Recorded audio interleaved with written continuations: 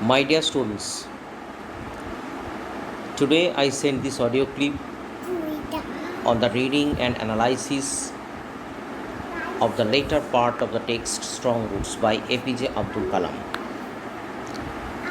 In the previous audio clip already sent to you, I have read and analyzed the text Strong Roots until the line Father always smiled and asked them to thank Allah the Merciful. I hope, dear students, you all have listened to the audio clip and read the text up to this line and have understood the text very well. Now let's start reading the later part of the text Strong Roots.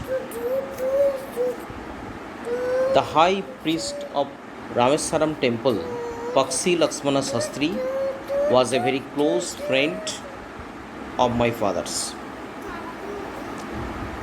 The high priest of Rameswaram temple, you know that there was a Shiva temple in the town Rameswaram, and there the main priest was named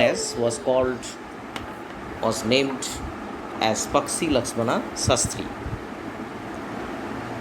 and he was a very close friend of Kalam's father. One of the most vivid memories of my early childhood is of the two men, each in traditional attire, discussing spiritual matters. So far, Kalam remembered vividly this man, Pakshi Lakshmana Sastri, and his father would discuss spiritual matters or would exchange their views on the matter of spirituality. And when they would discuss spiritual matters, they would be dressed in traditional clothes. When I was old enough to ask questions, I asked my father about the relevance of prayer. Now, Kalam was very inquisitive by nature since his childhood. So, he had always an eagerness to know everything from his father. Now, when Kalam was old enough or to ask questions, or when he came in a state to ask questions before his father or to his father, he asked his father about the relevance of prayer.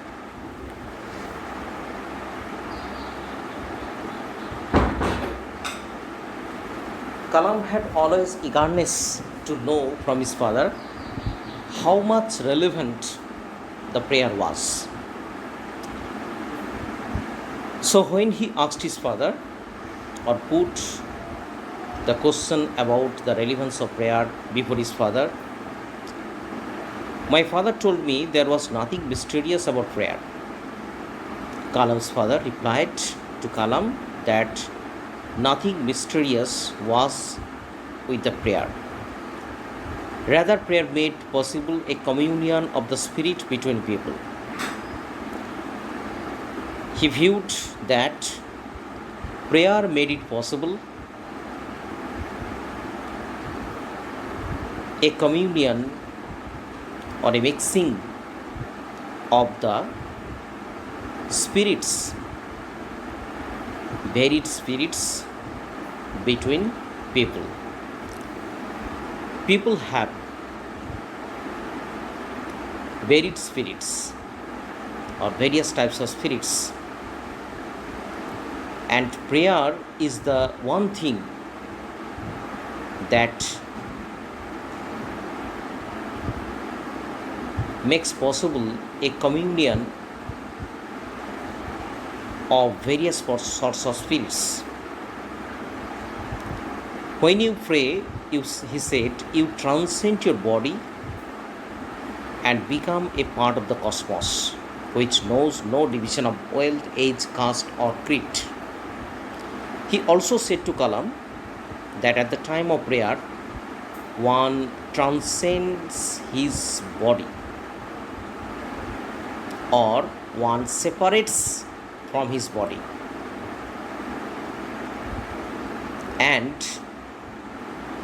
after that he becomes a part of the cosmos or an important part of the universe, and then he or she knows no division or no discrimination of wealth, age, caste, or creed. So, this is what Kalam's father said about prayer to Kalam on his query about the relevance of prayer. I would like to focus on this part of the text once again. Pakshi Lakshmana Shastri was the main priest of Rameswaram temple. The temple was the Shiva temple.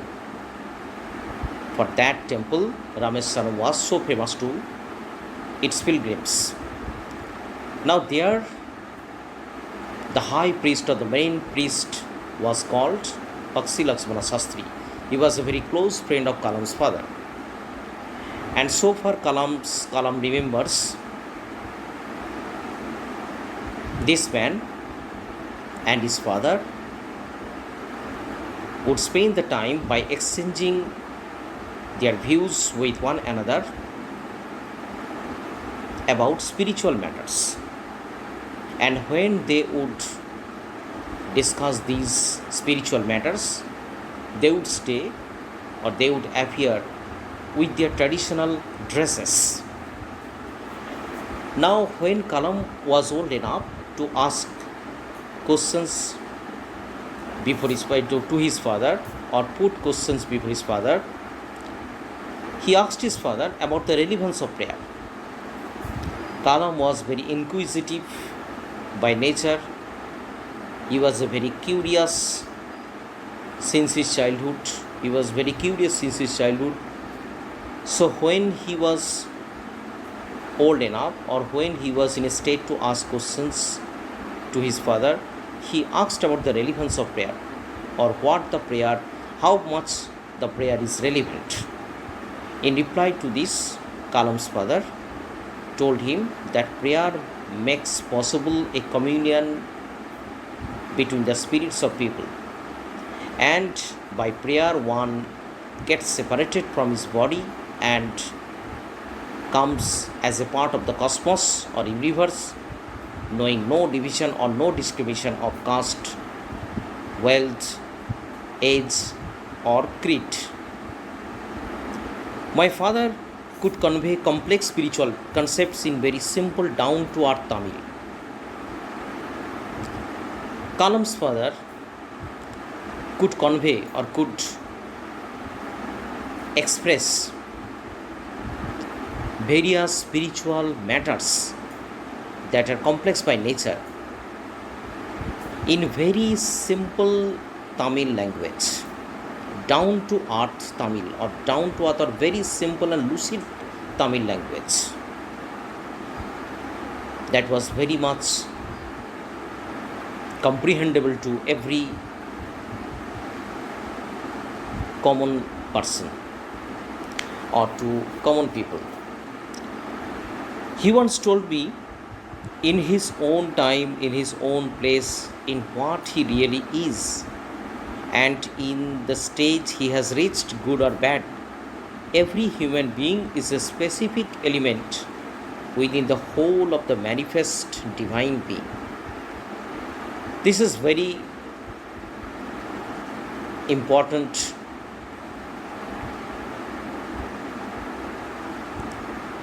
ideology that Kalam's father believed in. According to him, a man or every man, everybody, every human being is a specific element or a particular element within the totality of the divine being. within the whole of the manifest divine being. Here, manifest divine being refers to the Almighty. So, every human being is a small or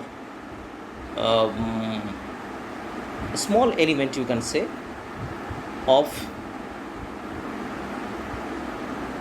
the whole divinity. So, whatever position a man may be in, or however a man may be, he or she is a part of the divinity, is a small part of the divine being. So, why be afraid of difficulties, sufferings, and problems? In other words, it can be stated in such a way that within every one of us there is the divine being. So, we must not be afraid of difficulties, sufferings, and problems. So, we may face difficulties, sufferings, and problems of various sorts in our life, but we should not be afraid of these at all. This was viewed by Kalam's father.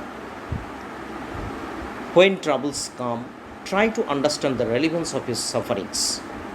He went on saying to Kalam that whenever troubles come to our life, we must try to understand the relevance of our sufferings, or we must try to find out from where our sufferings have come to us. Understand? Adversity always presents opportunities for introspection. Finally,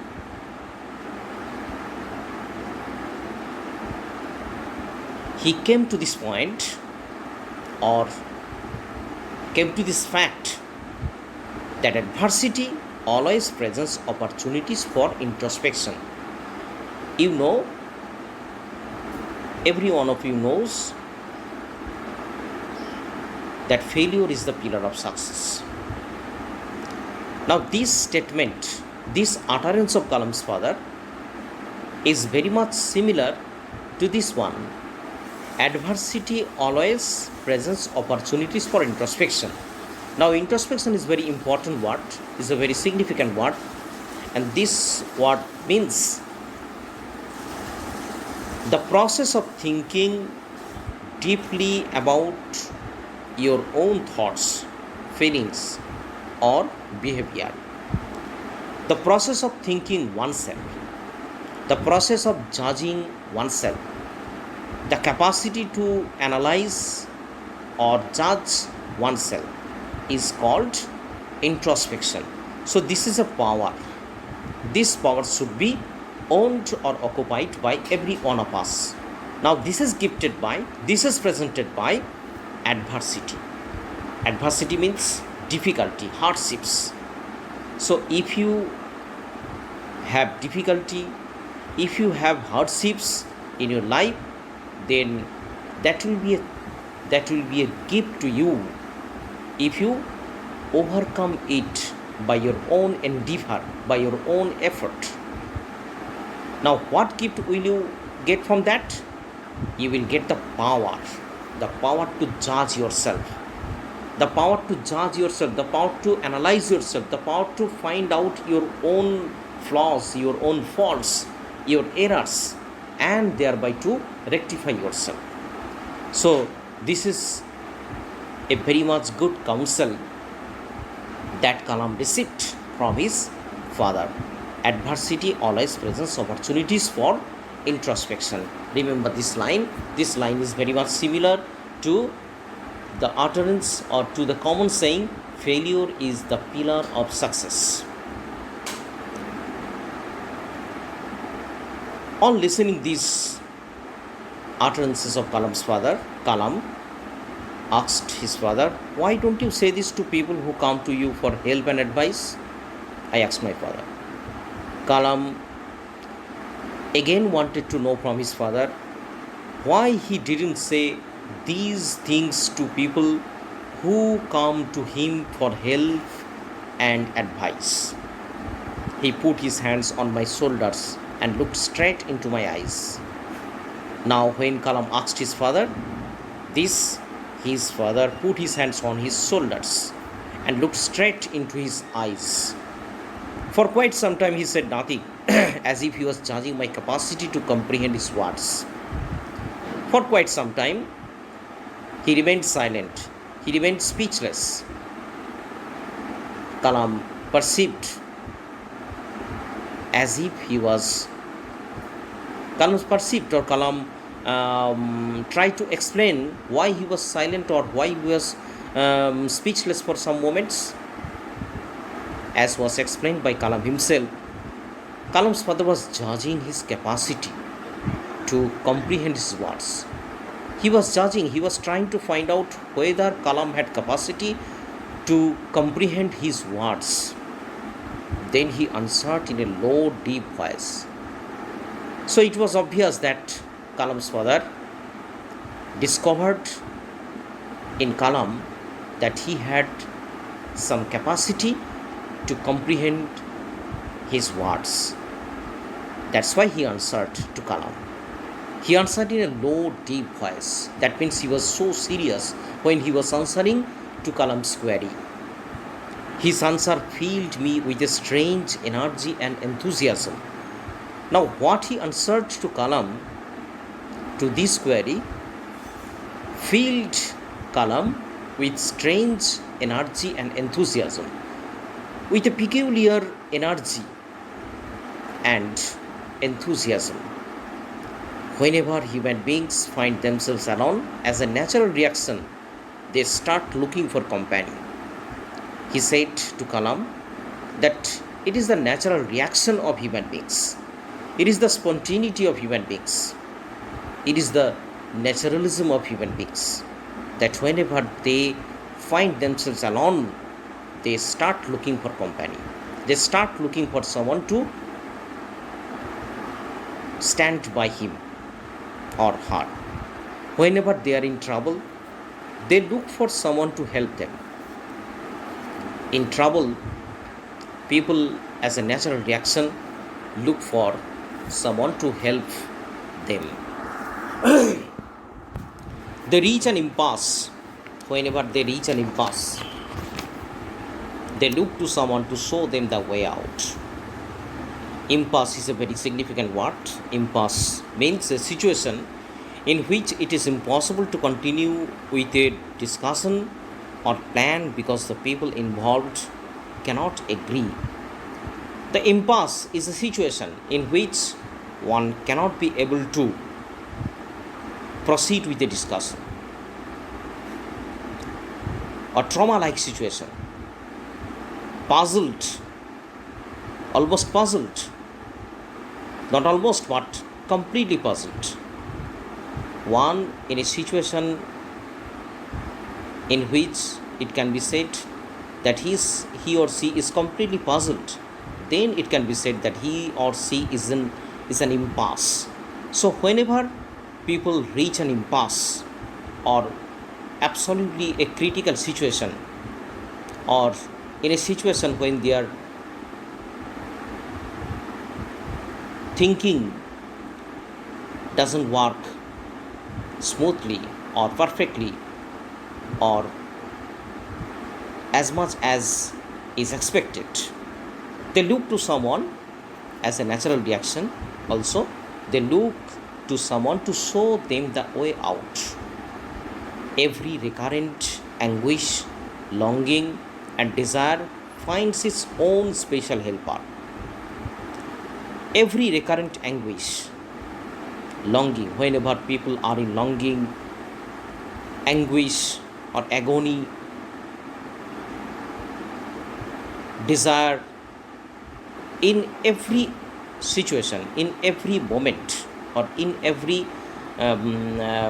mental aspect, everyone seeks its special helper, seeks a special helper, or someone who will help him or her effectively. For the people who come to me in distress, I am but a go-between in their effort to propitiate demonic forces with prayers and offerings. By stating all this, Kalam's father came to this point that whenever people in distress came to him seeking help from him, he was just a mediator to them. He came to them as a mere mediator. He just prayed for them. He just stood by them with prayers and offerings so that their demonic forces could be eradicated. This is not a correct approach at all and should never be followed. Though Kalam's father helped them as a mediator at the time of distress or whenever they are in distress, he believed that that was not a correct approach at all and should never be followed. One must understand the difference between a fear-ridden vision of destiny and the vision that enables us to seek the enemy of fulfillment within ourselves. In the end, Kalam's father stated that everyone must understand that there is a difference between two visions. One vision is a fear-ridden vision of destiny. Destiny means fate, luck. This always creates fear in us. This is a type of vision. And another vision, the vision that enables us to seek the enemy of fulfillment within ourselves. Fulfillment is a kind of enemy. Satisfaction is a kind of enemy within ourselves. So this is a type of vision. Now there is a basic difference between these two visions, as was stated by Kalam's father in reply to his query about why Kalam's father didn't say these things, that adversity always presents opportunities for introspection, we should not be afraid of difficulties, sufferings and so on, to the people who came to him seeking help from him. Okay, so this text is very much educative, I think, and you also agree with this. There are so many educative lessons in this text. There are so many educative lessons that Kalam received from his father, and we are also getting the same from this text of Kalam, Strong Roots. Now, I would like to end this audio clip here.